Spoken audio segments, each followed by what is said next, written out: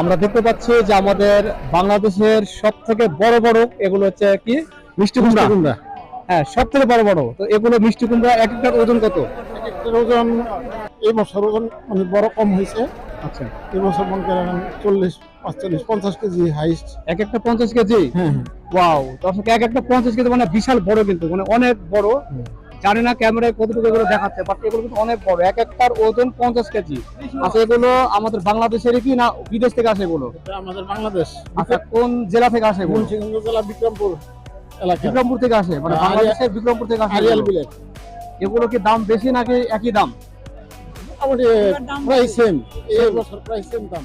22 টাকা থেকে 25 টাকা কেজি, হ্যাঁ। মানে দাম উঠানামা করে আর কি, কম বেশি আপ ডাউন হয় দাম। আপ ডাউন করে। আচ্ছা আচ্ছা, কিন্তু ওজন সর্বোচ্চ কতটুকু হয় এগুলো এক একটা? সর্বোচ্চ মনে করেন গত বছর দিয়ে আগে একটা হয়েছিল 102 কেজি।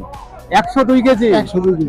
102 কেজি, মানে এটা কিন্তু অবিশ্বাস্য, বিশ্বাস করা যায় না। একটা মিষ্টি কুমড়ার ওজন 102 কেজি।